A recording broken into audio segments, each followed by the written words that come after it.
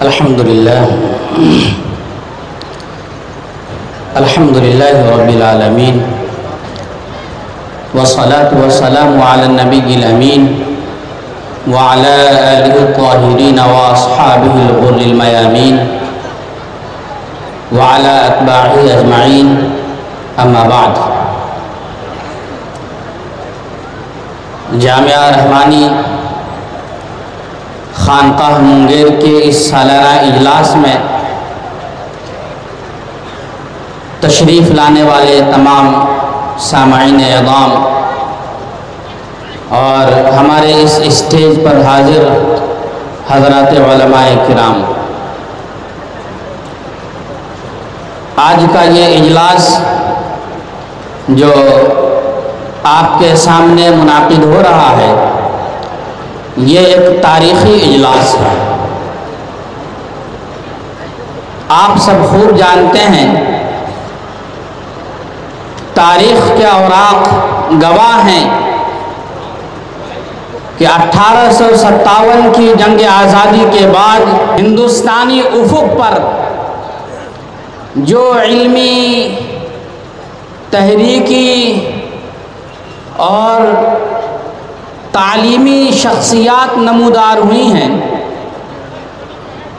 جنہوں نے اپنی خدمات سے اور اپنے کردار اور کارناموں سے ایک عالم کو روشن کیا ہے، ان شخصیات میں قطب عالم حضرت مولانا سید محمد علی منگیری رحمۃ اللہ علیہ کا نام بہت ہی نمایاں اور ممتاز ہے۔ کانپور کے مدرسہ فیض عام کی چٹائی پر بیٹھ کر انہوں نے قوم و ملت کی تعمیر و ترقی کے لیے جو منصوبہ تیار کیا تھا، اس چٹائی پر بیٹھ کر جو خواب انہوں نے دیکھا تھا، اس خواب کی تعبیر بڑی دور رس اور ہماگیر تھی، اور اس کے دائرے میں وسعت کے ساتھ ساتھ کافی تنوع تھا۔ چنانچہ انہوں نے اپنے افکار و نظریات کے حاملین علماء کرام کی ایک جماعت تیار کی، ایک ٹیم تیار کی، اور اس ٹیم کا نام تحریک ندوۃ العلماء رکھا۔ آپ جانتے ہیں، کتابوں میں یہ باتیں لکھی ہیں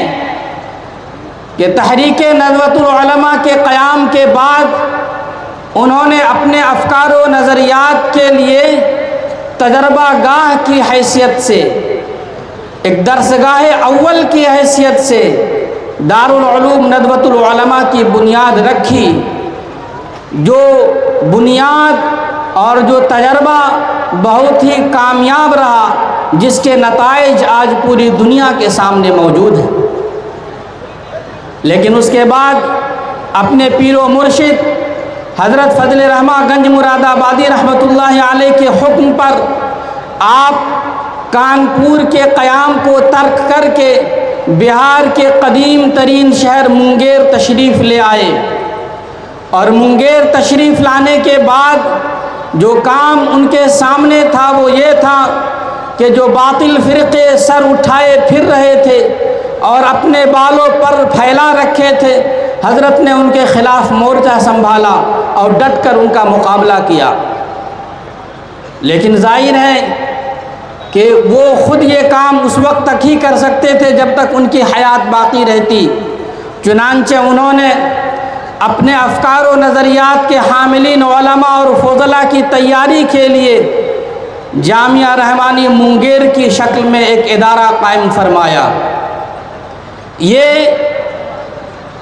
1927 کا زمانہ تھا جب جامعہ رحمانی خانقاہ منگیر کی بنیاد آپ نے رکھی۔ یہ ادارہ روز اول سے تعلیمی و تربیتی اور فکری میدان میں کام کر رہا ہے اور بڑی کامیابی کے ساتھ اپنی منزل کی طرف رواں دواں ہے۔ اور اسی اثنا جامعہ رحمانی کے قیام کے بعد بہت زیادہ دن آپ نہیں رہے بلکہ آپ وفات پا گئے۔ آپ کے بعد آپ کے فرزند ارجمند حضرت مولانا لطف اللہ صاحب رحمۃ اللہ علیہ نے باغ ڈور سنبھالی اور زمام اپنے ہاتھ میں لیا، اور پھر ان کی کارکردگی میں، ان کی نمائندگی میں یہ ادارہ اپنی منزل کی طرف رواں دواں رہا۔ لیکن اچانک 1934 میں ایک ایسا خطرناک اور زبردست زلزلہ آیا کہ جامعہ رحمانی کی عمارت منہدم ہو گئی، زمیں بوس ہو گئی، تعلیمی سلسلہ منقطع ہو گیا، ادارے کو بند کرنا پڑا، ادارہ بند ہو گیا۔ لیکن حضرت مولانا لطف اللہ صاحب رحمۃ اللہ علیہ کے بعد امیر شریعت رابع حضرت مولانا سید شاہ منت اللہ صاحب رحمانی رحمۃ اللہ علیہ نے جب باغ ڈور سنبھالی اور آپ یہاں کے سجادہ نشیں ہوئے تو انہوں نے اپنے والد گرامی کی تمام تحریکات کو سنبھالا دیا، اور صرف سنبھالا ہی نہیں دیا بلکہ اس کو ترقی دی، اور ان کے دل میں یہ خیال آیا کہ جامعہ رحمانی کو پھر سے شروع کرنا چاہیے اور اس کی ابتدا ہونی چاہیے۔ چنانچہ 1942 میں حضرت امیر شریعت رابع مولانا منت اللہ صاحب رحمانی رحمۃ اللہ علیہ نے جامعہ رحمانی کی دوبارہ ابتدا کی، یعنی ان کے ہاتھوں اس ادارے کی نشأت ثانیہ عمل میں آئی۔ بزرگوں، اس کے بعد سے پھر ادارے نے پیچھے پلٹ کر نہیں دیکھا، درجہ بدرجہ گزرتے وقت کے ساتھ ترقی ہوتی چلی گئی، اور یہ ادارہ تعلیمی، تحریکی اور فکری اور اصلاحی تمام میدانوں میں اور سیاسی ان تمام میدانوں میں اپنی خدمات انجام دیتا رہا۔ لیکن حضرت امیر شریعت رحمۃ اللہ علیہ کو ایک کمی کا بڑا احساس تھا، چنانچہ انہوں نے 1965 میں جامعہ رحمانی میں دور حدیث کی ابتدا فرمائی۔ دور حدیث کی ابتدا کے بعد سے لے کر اب تک ہر سال یہاں کے اس ادارے سے، آپ کے اس محبوب ادارے سے علماء کرام کی، فضلاء اعظام کی بڑی تعداد فارغ ہوتی چلی آ رہی ہے، جو پورے ملک کے طول و عرض میں بلکہ دنیا کے اطراف و اکناف میں پھیل کر حضرت منگیری علیہ رحمہ کے افکار و نظریات کی ترویج و اشاعت میں لگے ہیں اور دین محمدی صلی اللہ علیہ وسلم کی خدمات کو انجام دے رہے ہیں۔ بزرگوں، دور حدیث کے قیام کے بعد سے مستقل ادارے کو ترقی ہوتی چلی گئی، اور آج اس وقت صورتحال یہ ہے کہ یہ ادارہ مختلف میدانوں میں کامیابی کے ساتھ اپنا رول پلے کر رہا ہے، اور مختلف شعبے یہاں پر قائم ہیں۔ میں مختصر طور پر آپ کو بتلا دوں کہ جامعہ رحمانی منگیر جو آپ کا محبوب ادارہ ہے، اس ادارے نے مدارس کی دنیا میں ایک نئی روایت شروع کی، ایک نیا قدم اٹھایا۔ قدم یہ اٹھایا کہ اب تک ہمارے حفاظ کرام جو قرآن پاک کے الفاظ کو رٹ لیتے تھے، اس کے معانی اور مفاہیم سے ناواقف ہوتے تھے، چنانچہ حضرت امیر شریعت سابع حضرت مولانا سید محمد ولی صاحب رحمانی رحمۃ اللہ علیہ کے دل میں یہ خیال پیدا ہوا، اور موجودہ امیر شریعت کے دل میں یہ جذبہ بیدار ہوا کہ ہمارے یہاں حفاظ کرام کی ایسی ٹیم تیار ہونی چاہیے،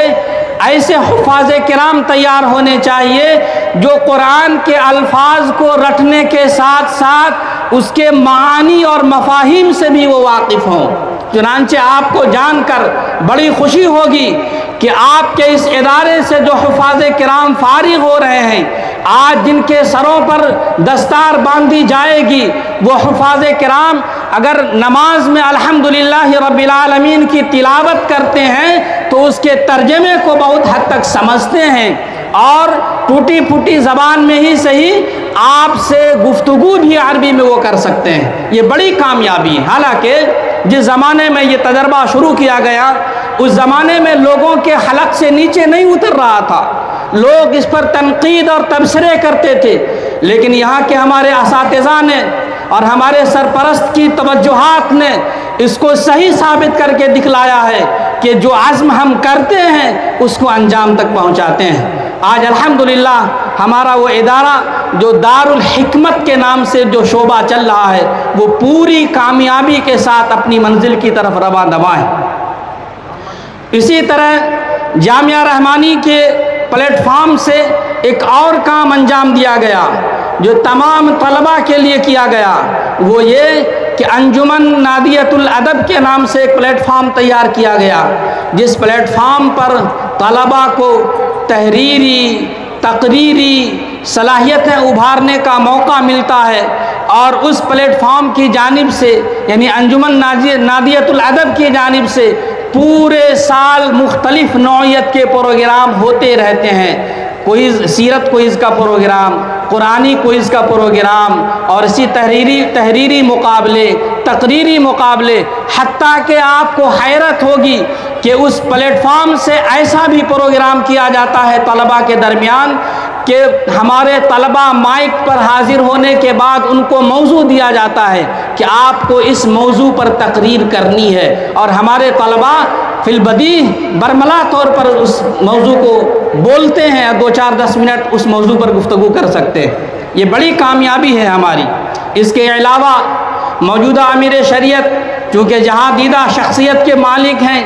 آپ نے تعلیمی میدان میں بڑے تجربات کیے ہیں اور بڑی گہرائی اور گہرائی سے واقفیت رکھتے ہیں، چنانچہ انہوں نے زمانے کی ضرورت کو محسوس کرتے ہوئے نئے نئے شعبے قائم فرمائے۔ چنانچہ آج سے 2 سال قبل ہمارے یہاں دارالفتاء کا شعبہ قائم ہوا ہے، تخصص فی الافتاء کا شعبہ قائم کیا گیا ہے۔ یہ کہتے ہوئے مجھے معمولی باک بھی محسوس نہیں ہو رہا ہے کہ افتاء کے شعبے تو مختلف اداروں میں چل رہے ہیں، لیکن ہمارے یہاں کا تخصص یہ ہے کہ ہمارے یہاں جو طلباء شعبہ افتاء میں داخل ہیں ان کی ہر طرح کی صلاحیت کو اجاگر کرنے کے لیے بہتر سے بہتر انتظامات کیے گئے ہیں، اور خاص طور سے استنباط اور استخراج کی قوت پیدا کرنے کے لیے ایسے ایسے مضامین اس میں داخل کیے گئے ہیں۔ اس کے علاوہ ایک شعبہ اور قائم کیا گیا ہے موجودہ حضرت امیر شریعت دامت برکاتہم کی جانب سے۔ وہ شعبہ ایسا شعبہ ہے جس شعبے سے جڑ کر ہمارے طلباء زندگی کے مختلف میدانوں میں اپنی کارکردگی پیش کر سکتے ہیں، یعنی diploma in English language and professional skills, اس نام سے ایک شعبہ قائم کیا گیا ہے۔ اس شعبے کی کارکردگی کو 6 حصوں میں ہم تقسیم کر سکتے ہیں اور سب کا ڈیفینیشن ہم آپ کے سامنے پیش کر سکتے ہیں، لیکن بہرحال وقت کا دامن تنگ ہے۔ لیکن آخری بات یہ ہے کہ اس شعبے میں جو طلباء داخل ہوتے ہیں ان طلباء کو مختلف میدانوں میں پریکٹیکلی اتارا جاتا ہے اور عملی طور پر ان کی تربیت کی جاتی ہے، تاکہ زندگی میں جیسے بھی مراحل سامنے آئے وہ اس کو کامیابی کے ساتھ فیس کر سکیں، اس کا مقابلہ کر سکیں اور کامیابی کے ساتھ اپنی منزل تک وہ پہنچ سکیں۔ اس کے علاوہ آج پوری دنیا میں جو سب سے زیادہ مؤثر چیز آپ کو نظر آ رہی ہے وہ ہے میڈیا کا شعبہ۔ آج میڈیا کی زبان زہریلی ہو گئی ہے، حق سے میڈیا کو کوئی واسطہ نہیں ہے۔ حضرت امیر شریعت دامت برکاتہم نے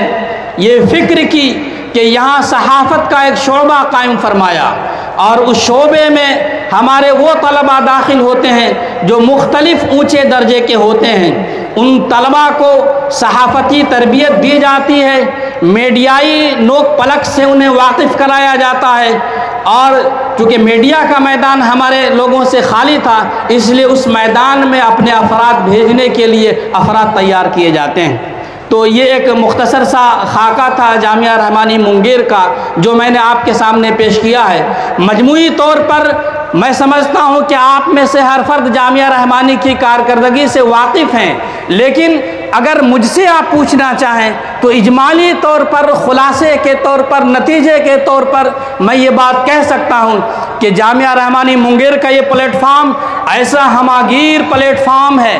اس نے ایسی ذمہ داری نبھائی ہے کہ ایک آئینہ دکھلا دوں آپ کو کہ اس ملک کی جتنی ساری ملی تنظیمیں ہیں ان تنظیموں میں مسلم پرسنل لا بورڈ کا اپنا ایک مقام ہے،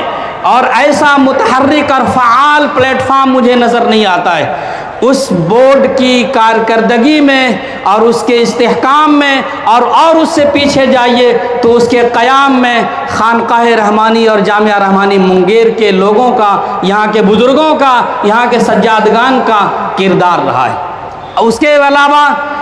آپ کے اس تینوں چاروں اسٹیٹ کے اندر جو سب سے زیادہ متحرک تنظیم ہے وہ امارت شریعہ ہے۔ آپ کو معلوم ہے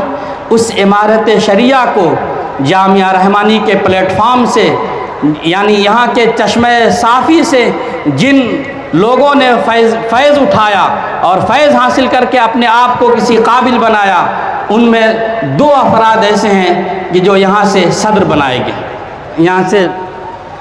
مسلم پرسنل لا بورڈ کی صدارت کے لیے یہاں سے 2 لوگوں کو اللہ تبارک تعالیٰ نے قبول فرمایا۔ ہم کہہ سکتے ہیں بجا طور پر کہ حضرت قاضی مجاہد الاسلام صاحب نور اللہ مرقدہ یہاں کے فارغ نہیں تھے، مجھے خوب معلوم ہے، لیکن آپ یہاں کے فیض یافتہ تھے اور آپ یہاں پر استاذ تھے، اور ان کے علاوہ موجودہ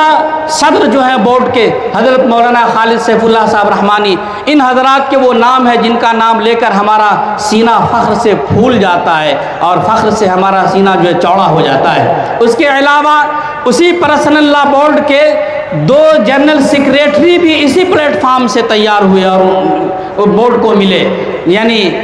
حضرت امیر شریعت رابع مولانا سید منت اللہ صاحب رحمانی رحمۃ اللہ علیہ اور آپ کے فرزند لائق مند حضرت مولانا سید محمد ولی صاحب رحمانی رحمۃ اللہ علیہ، دونوں جنرل سیکریٹری بھی اس پلیٹ فارم سے پرسنل لا بورڈ کو ملے۔ تو بزرگوں، خلاصہ یہ ہے کہ جامعہ رحمانی کا پلیٹ فارم میدان میں موجود رہے، شروع سے پہلے دن سے موجود ہے اور اب تک موجود ہے، اور اسلامیہ نے ہند کی رہنمائی کا فریضہ بخوبی انجام دے رہا ہے۔ بس آپ حضرات سے دعا کی درخواست ہے کہ دعا کیجئے کہ اللہ تبارک تعالیٰ جامعہ رحمانی کو اور یہاں کے بزرگوں کو اور یہاں کے اساتذہ کو اور یہاں کے طلبہ کو اور یہاں کے طلبہ اور اساتذہ اور تمام کارکنان ذمہ داران سب کی کارکردگیوں کو اللہ تعالیٰ قبول فرما کر ذخیر آخرت بنائے، ذریعہ نجات بنائے۔ وآخر دعوانا الحمدللہ رب العالمین۔